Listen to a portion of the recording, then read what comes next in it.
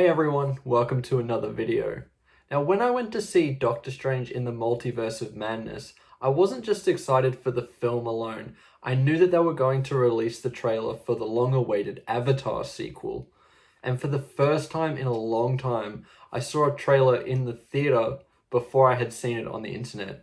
This felt extremely nostalgic, and during the trailer I was reminded of the greatness that Avatar has, and I'm extremely excited to see more of Pandora and how James Cameron will continue this franchise. With this excitement, I thought I should rewatch the extended cut I have on Blu-ray and talk about why I love this film, and I think that the sequel will follow up on its predecessor's success. So, let's get into it.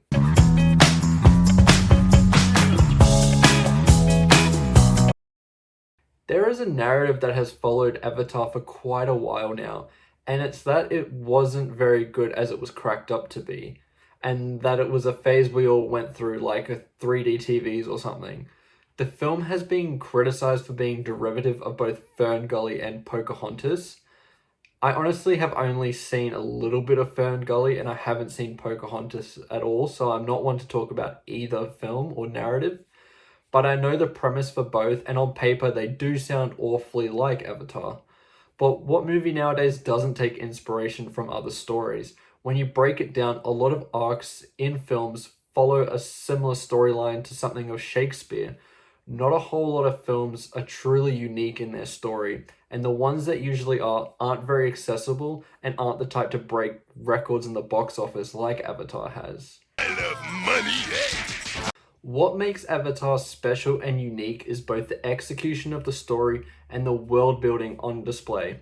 From the first minute of Avatar, you're welcome to the world at the same time as the characters. The extended cut introduces the audience to the state of the Earth and are quickly taken to Pandora. James Cameron wants us to feel familiar with this world as quickly as possible so that we eventually care for this world that the humans are trying to destroy. What still blows my mind are the visual effects.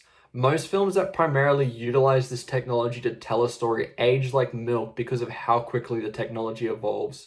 You look at the visual effects of something like X-Men Origins Wolverine and compare that to the likes of Dune, it's a big difference. It's almost like games in a way. Look at the graphics of something impressive during the time like Uncharted 2 and compare that to a game like The Last of Us 2.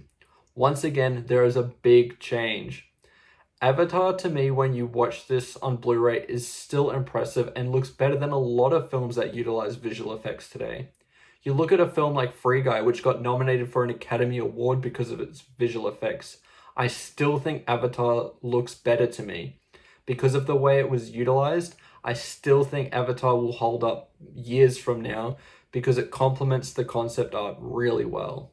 The story itself feels awfully accessible and manages to be somewhat substantial as well. The presentation of this film feels like the best of the 90s and the best of modern day storytelling mixed into one.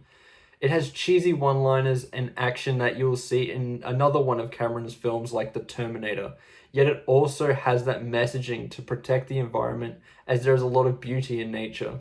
The Na'vi are ingrained in the world building also, even if you don't know what they are called. If you go and say to someone, the blue people to Avatar, they'll know exactly what you are talking about because of how well the story is told and the unique aspect of Pandora and its civilization. If I were to review this Avatar, it's a 5-star film. The 2000s had some of the best world building I have ever seen in film. It began with both Harry Potter and The Lord of the Rings being worlds that people wanted to inhabit. While I think Avatar doesn't quite reach that level, it's still in the realm of being a place that everyone thinks is gorgeous and knows a lot about, even if they don't like to admit it. The design of the Na'vi and the dynamic between them and the humans is interesting and keeps the main character interesting because he acts like a bridge between both. I think what the trailer for Avatar 2 did is remind the people who haven't seen the first in a long time that Avatar is a great film that people liked a lot more than what they remembered. There was an excitement when that first one released, and I think that excitement will be building again for this next one. Do I think that it will become the #1 film in the box office like the first is? No. But I do think this will make at least $1 billion and will be praised like the first one was when it released back in 2009. Excited. Now, Avatar Way of Water has me excited because, firstly, I am so excited to see what James Cameron will do to continue innovating. Because both Avatar and the last film he did before that, Titanic, innovated in terms of its visual effects that set the benchmark for every other film. I do believe this will do the same, and the trailer looked gorgeous from that standpoint.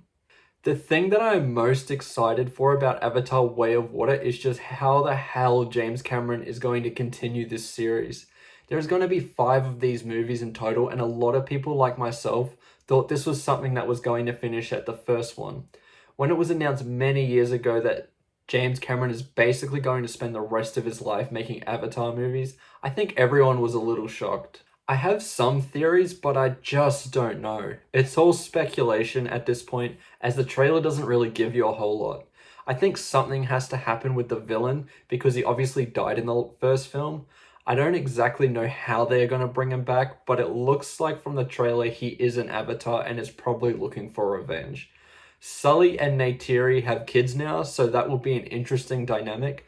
I don't know. I'm honestly just excited to see how this plays out, and I hope it continues to be amazing as the first one was.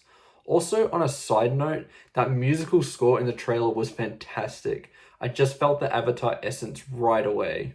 Avatar might not have aged the best in people's minds, but I think all it takes is a little refresher again to realize that Avatar is great, and it's one of those monumental epic films you don't get in the theater very often.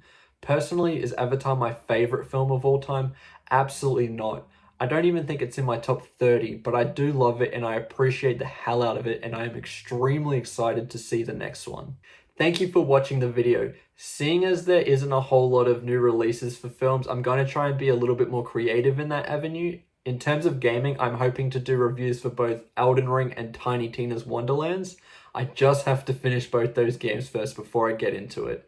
The channel is growing nicely, and it just gets me even more excited about making content that people will enjoy watching. If you haven't already, please remember to like and subscribe and let me know what you think of Avatar. It will be nice to see what everyone's opinion on it is. I will see you in the next one. Goodbye.